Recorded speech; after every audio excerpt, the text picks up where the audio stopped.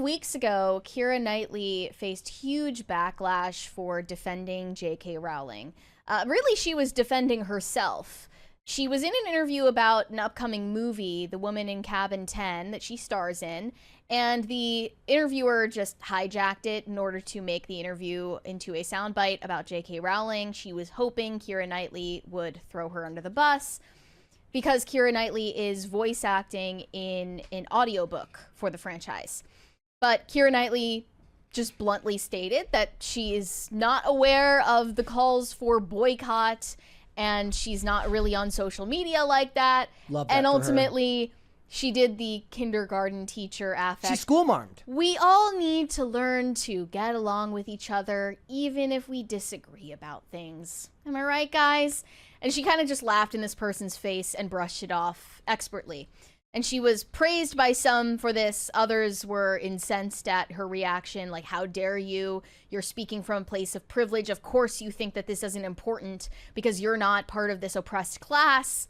Now, a lot of people saw that interview as a sign that Keira Knightley is secretly based. She's secretly right-leaning in Hollywood, but she's not able to come right out and say that. Bro, this is just what being normal was 20 years ago. I think that more likely she's only based insofar as she rose to fame in the 90s, and that's the culture that she's used to for the majority of her life, and it's only recently, in relative terms, that Hollywood and society in general just went completely crazy off the rails.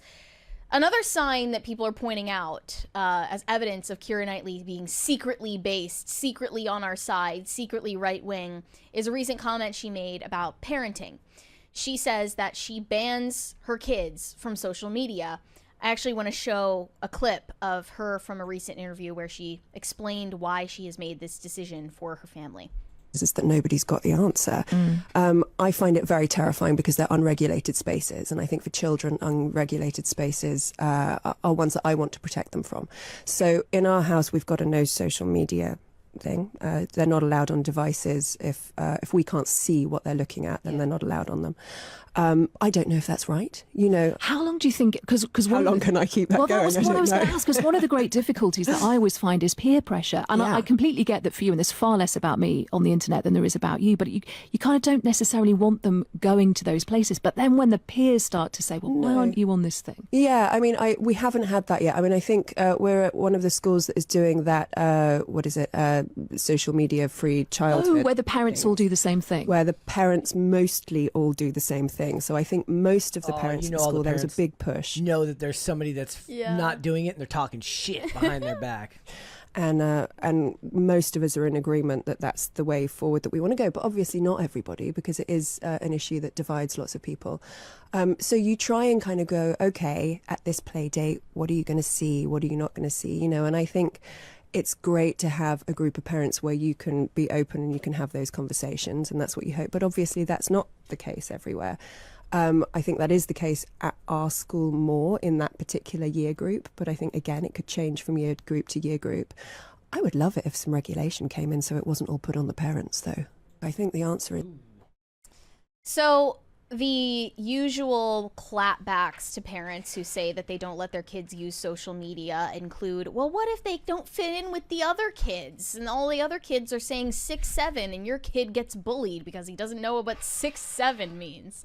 Which is a ridiculous thing to say. And her workaround there is that she simply doesn't have her kids socializing with chronically online kids. Her kids are, she has two daughters. One is 10 and the other is 7.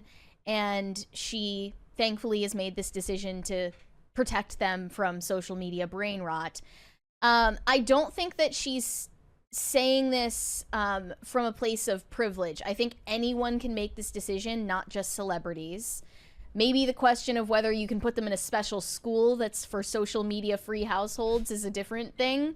But in general, everyone can have a social media free child. This is accessible to anyone in society. They don't agree with the idea that you want to get the government involved in that. Personally, but that's just me. I don't think regulation is the answer. I think that incentivizes an even more like distracted and disconnected household.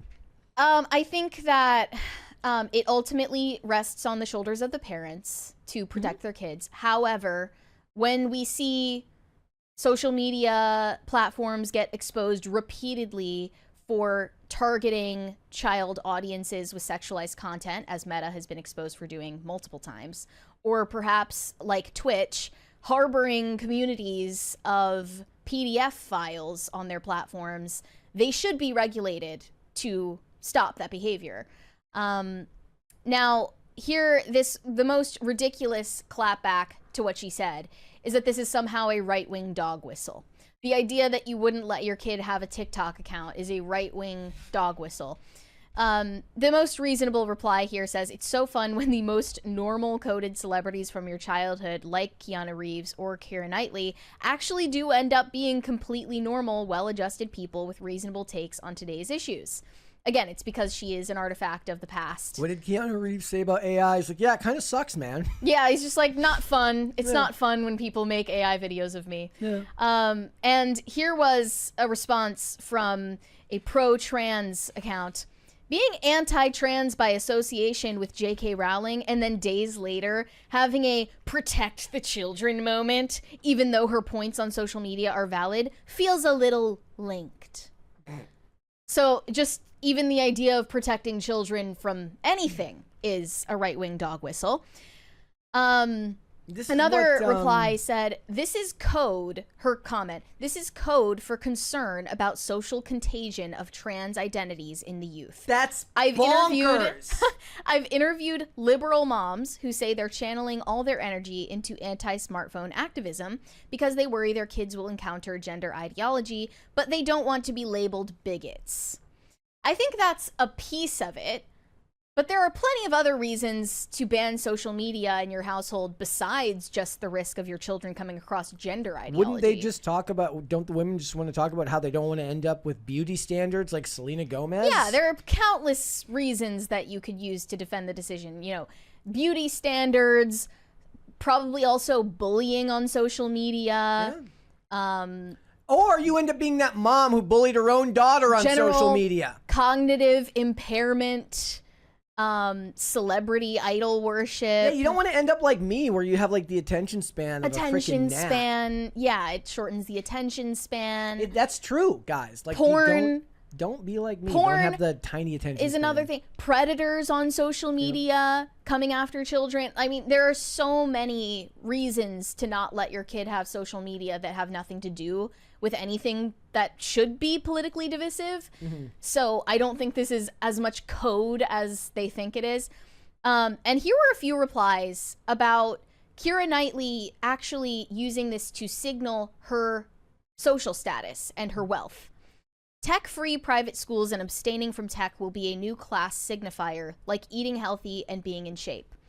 Another person said, in less than 10 years, we'll see screen time the same way we see food now. It will be a status symbol for the elite to consume less of a higher quality while the poor gorge themselves on Cheetos and AI-generated short-form vertical video.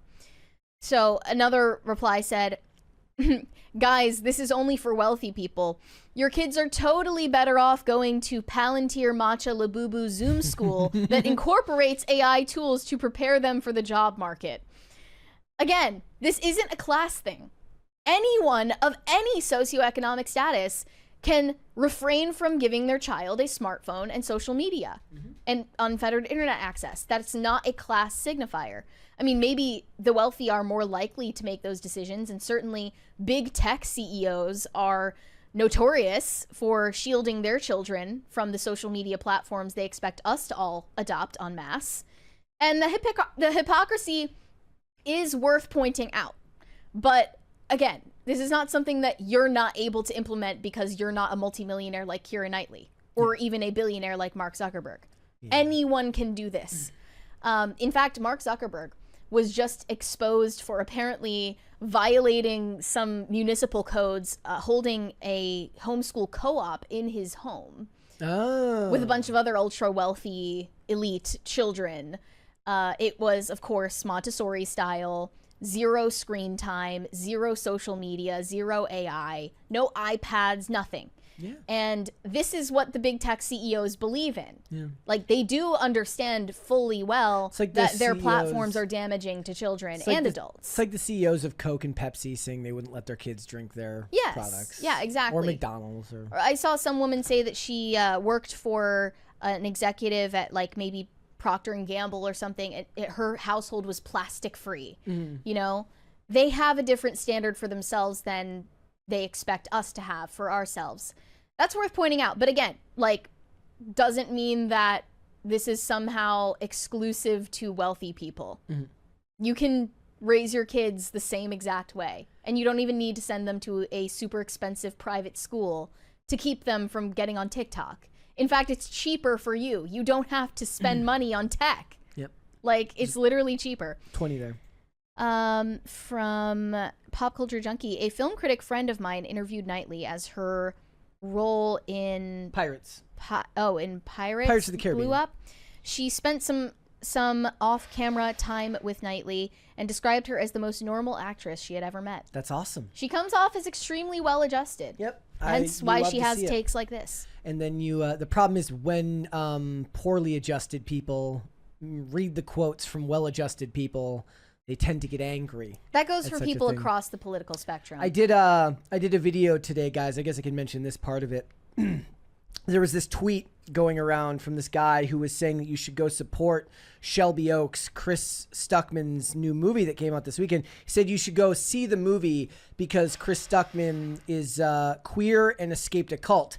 Now, Chris Stuckman grew up Jehovah's Witness and called himself pansexual in a video, but he's married with a wife and child. And if you want to know where identity politics goes and why these the poorly adjusted people are always a problem in these spaces, is because eventually you end up with this one comment that called Chris Stuckman a Zionist, and I'm like, wow, I didn't know. Like, I didn't know that. I didn't know that. So I went, and then somebody's like, wow, somebody in the comments like, wow, I didn't know that. Can you like link me to like this evidence? Like, I want to read, like, is he making movies for Israel? Like, does he only hire Gal Gadot for his name? Like, what is it? And he links to a review that Chris Stuckman did for Scream 3, like last year, where basically he said, like, most horror franchises after they get past 3 movies suck and they have bad entries. Scream doesn't really have any bad entries, and I can't wait to see what Kevin Williamson does with Scream 7. So basically, if you don't know what we're talking about, we used to talk about how Melissa Barrera was fired off of the Scream franchise because of her support of Palestine. So because he was not willing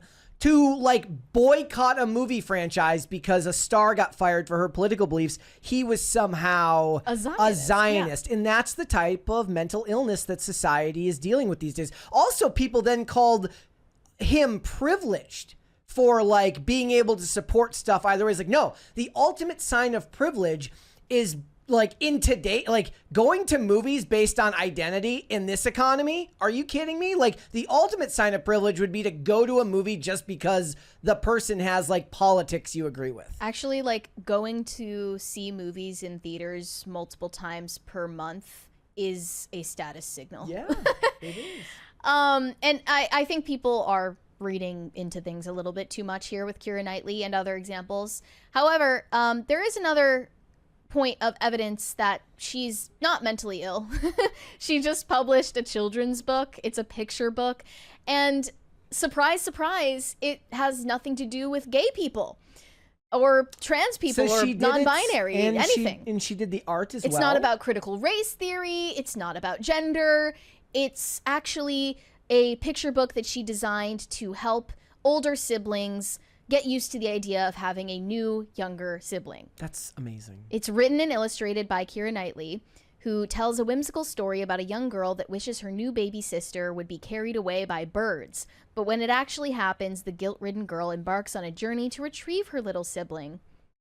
What a nice lady. It's so normal. What a normal, well-adjusted person. And it's remarkable for her industry. You know what that means, right? It means like she's insane behind the scenes. Like there is a Hitler closet and here somewhere. She is promoting the idea that you would have more than one child, which is obviously going to cause climate disaster. When the world is ending because of climate bitch. change? You selfish bitch.